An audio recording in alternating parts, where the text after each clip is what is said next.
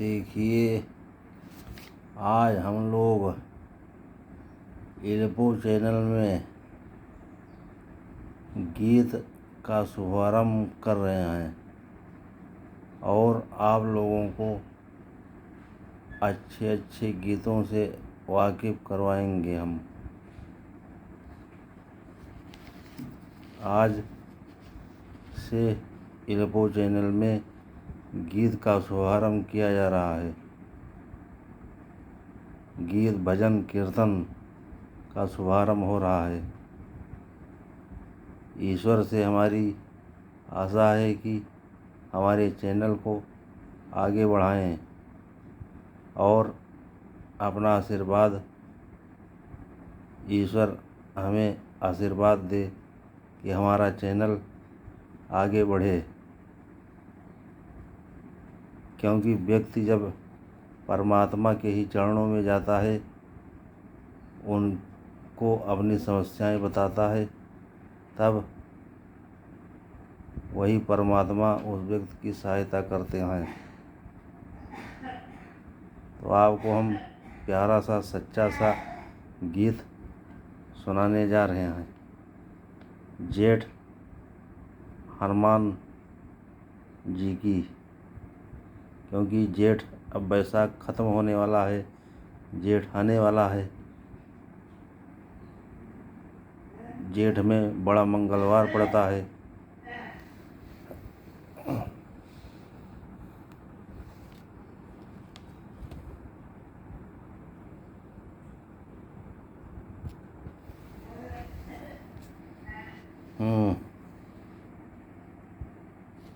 तो गीत चालू किया जाए।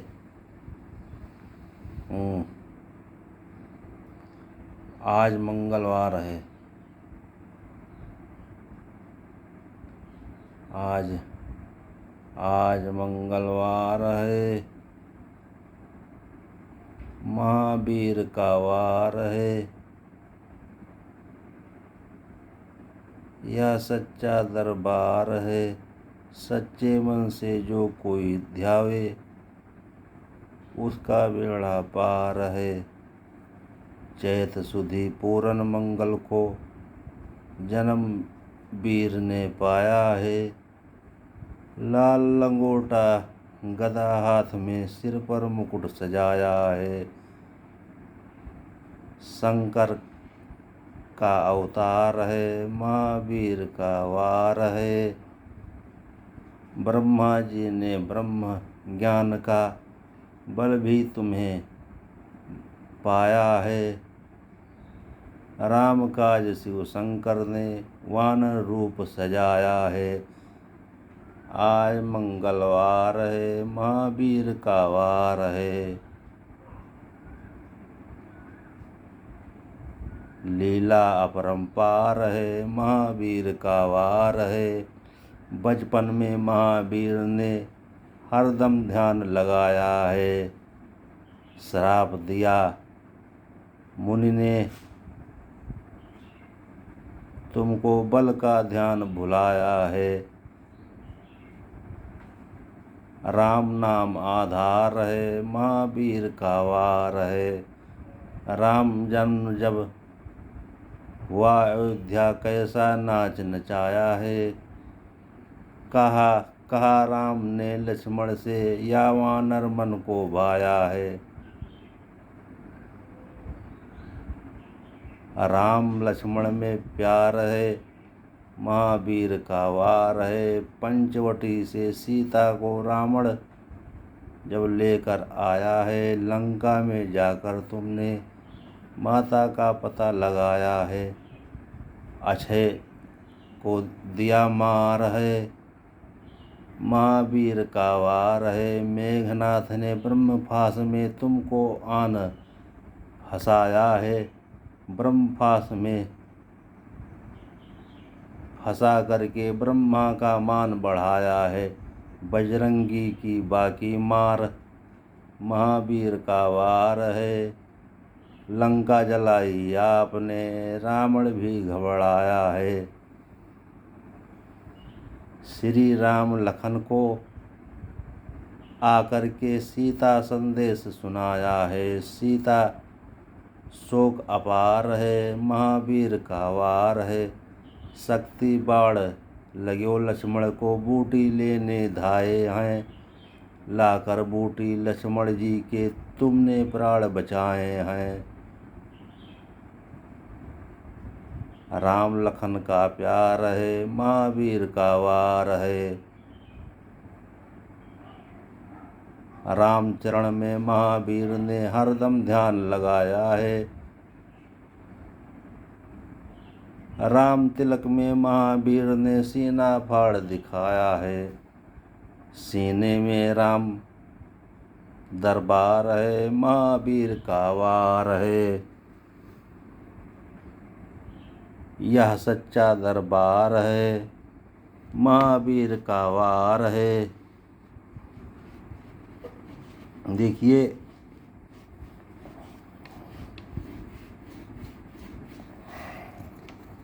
हिंदू वर्ष में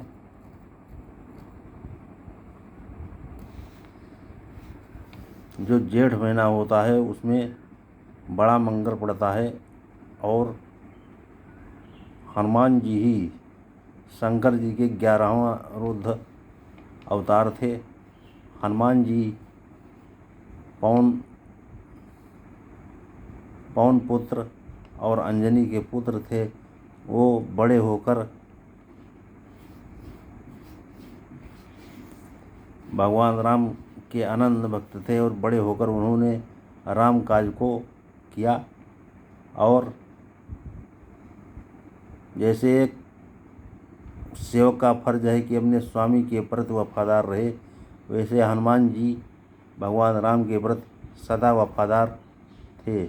और उन्होंने अपने हृदय में राम सीता को बसा लिया था। इतना प्रेम था। मैं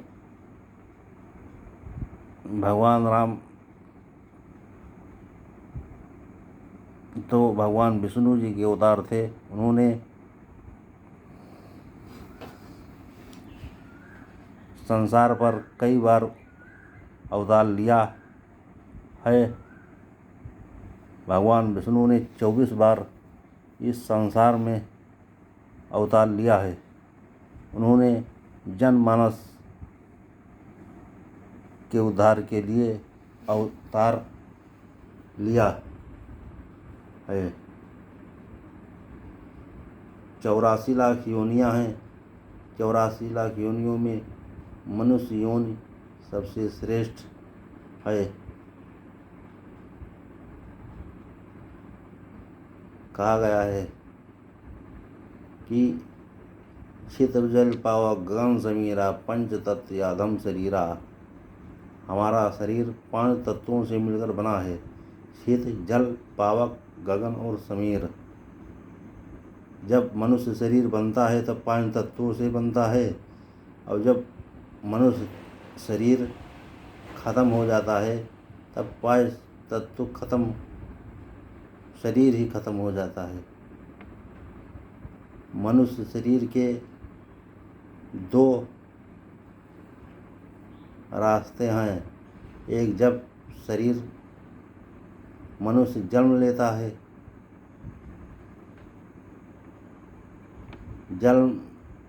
है, और फिर मृत्यु। मनुष्य जीवन के 2 छोर हैं, एक जन्म, एक मृत्यु। शरीर जन्म लेता है और उसके बाद वो बचपन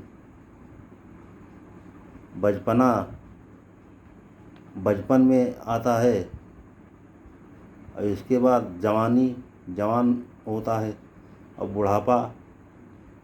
बुढ़ापा शरीर बूढ़ा हो जाता है। इसके बाद मृत्यु आ जाती है उसकी। तो ये शरीर क्षणभंगुर है। इसकी कोई गीता में बताया गया है कि जिसने जन्म लिया है उसको उसका मृत्यु निश्चित है। आत्मा अजर अमर है। आत्मा कोई मार नहीं सकता है। ना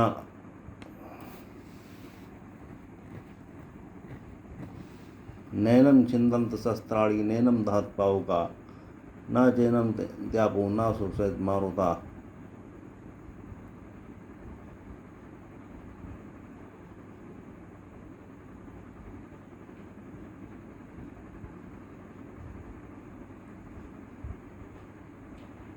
हनुमान जी का जन्म क्यों हुआ था? हनुमान जी का जन्म भगवान राम जी की सेवा के लिए हुआ था। उन्होंने सदा अपने शरीर को नहीं देखा हनुमान जी ने, और भगवान राम के अनन्य भक्त बने रहे।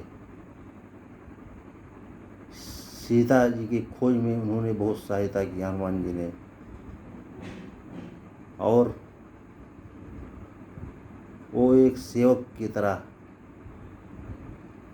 हर समय भगवान श्री राम के चरणों में सदा रहते थे, और जो भगवान राम कहते थे उनकी आज्ञा का पालन करते थे। एक सेवक का कर्तव्य है कि वो अपने स्वामी की आज्ञा का पालन करे। अब आप सोच रहे होंगे कि हनुमान जी का रंग लाल क्यों हो गया? हनुमान जी का रंग लाल क्यों है? एक बार सुनिए, एक कथा है कि एक बार सीता जी अपने मांग में सिंदूर लगा रही थी। आप जानते हैं कि स्त्रियां अपने मांग में लाल सिंदूर भरती हैं, वही सुहाग उनका होता है, वही सुहाग कहलाता है। तो एक बार सीता जी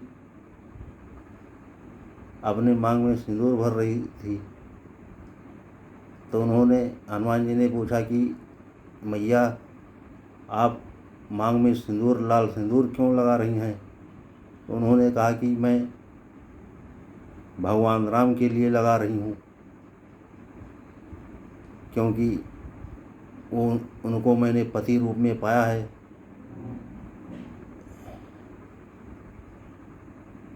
तो हनुमान जी ने कहा कि मैं भी मैया लगाना चाहता हूँ, आप उनकी भक्त हैं तो मैं भी उनका भक्त हूँ।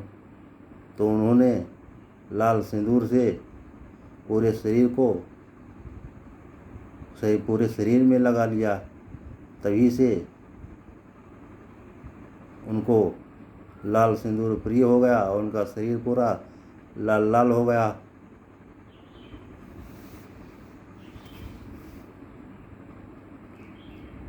एक बार हनुमान जी बचपन में खेल रहे थे, तो खेलते खेलते अपने माता अंजनी जी से पूछा कि मैया, ये लाल लाल दिख रहा है, ये क्या है? तो उन्होंने कहा कि ये तो सूर्य भगवान हैं। सूर्य भगवान दिन के स्वामी होते हैं और रात का स्वामी चंद्रमा है, दिन का स्वामी सूरज है। तो मैया, ये लाल लाल क्यों दिख रहा है? सूर्य जब निकलता है तब लाल रहता है, और जब अस्त होता है तब लाल रहता है, क्योंकि लाल रंग का वर्ण तरंग द्रव्य ज़्यादा होता है।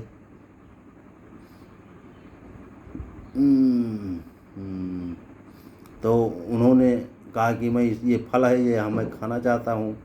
तो हनुमान जी ने उड़ते हुए आकाश में गए और सूर्य भगवान को निगल लिया। तब पूरे संसार में, पूरी दुनिया में अंधकार छा गया। तो इंद्र देवता ने सभी देव ब्रह्मा विष्णु महेश के पास आए। उन्होंने कहा ये तो बहुत लीला परम्पार है। सूर्य भगवान को ही फल जानकर निकल दिया हनुमान जी ने। तो हनुमान जी से सभी लोग विनती प्रार्थना किए, तब उन्होंने उस सूर्य भगवान को उगल दिया और फिर से सूर्य अपने असली रूप में आ गए और फिर से उजाला हो गया। और इसके बदले में हनुमान जी को सभी देवताओं ने अष्टसिद्धियाँ दी, 9 निधियाँ दी और तमाम ताकत की चीज़ें दी। हनुमान जी तो स्वयं शंकर जी की 11वां रुद्रावतार थे।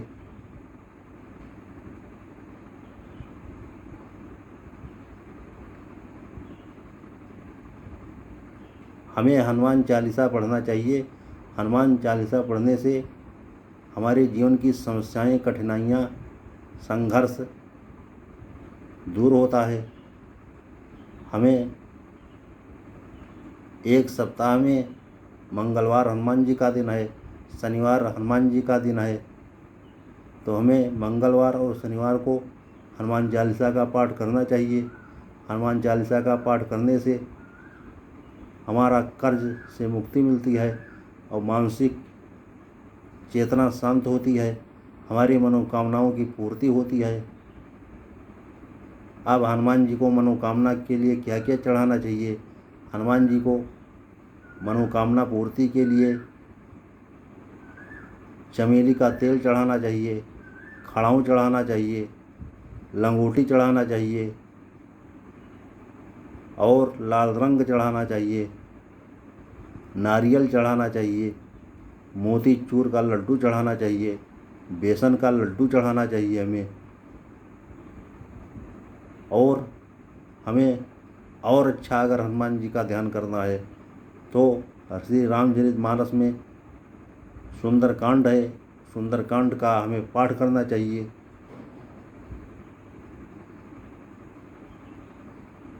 सुंदरकांड का पाठ करने से हमारे जीवन में नई नई चेतनाएं, नई नई उमंगें बढ़ती हैं और हमारी मनोकामनाएं पूरा होता है। इस तरह हम कह सकते हैं कि जब 84 लाख योनियाँ हैं, 84 लाख योनियों में सबसे श्रेष्ठ मनुष्य का जीवन है, तब भी हमारे जीवन में समस्याएं, संघर्ष, विरोध, दुख आता रहता है। शरीर की 3 अवस्थाएं होती हैं, सुख, दुख और मोह। सुख में सुख पाता है मनुष्य, दुख में दुख पाता है और मोह में किसी चीज़ को देखकर, किसी व्यक्ति को देखकर मोहित हो जाता है। शरीर की 3 अवस्थाएं होती हैं। सुषुप्तावस्था, जब वो सोता है तो सुषुप्तावस्था होता है, जब वो जागता है तो जागृतावस्था होता है और जब वो सपना देखता है तो स्वप्नावस्था होता है।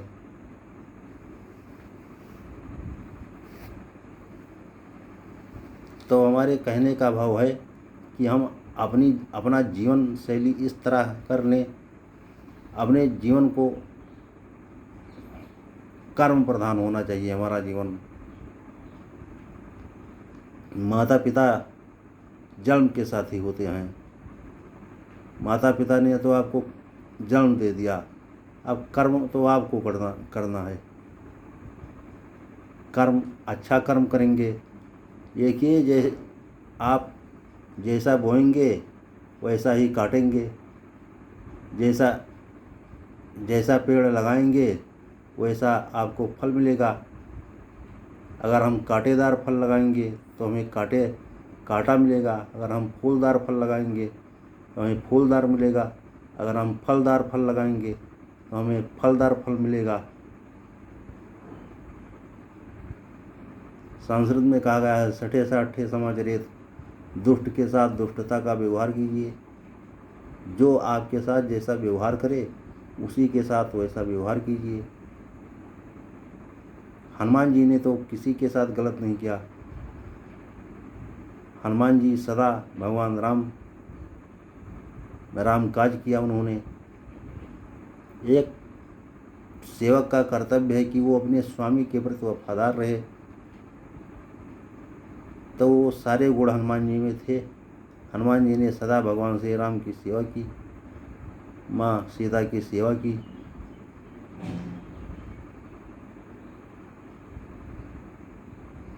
अब बैसाख बीतने वाला है, जेठ आने वाला है। जेठ में सभी लोग अपनी मनोकामना पूर्ति के लिए हनुमान मंदिर में भंडारा करते हैं।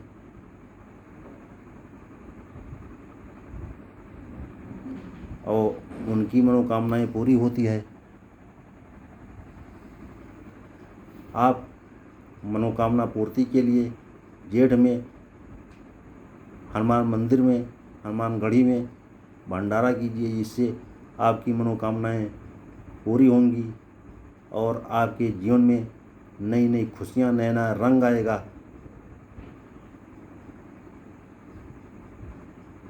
तो अब हम आगे अपने चैनल में मिलेंगे।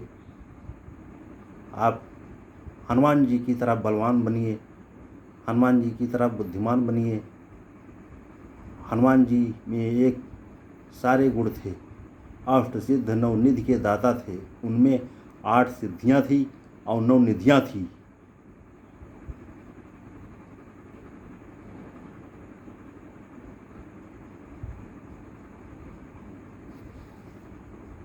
तो ठीक है, फिर मिलेंगे हम।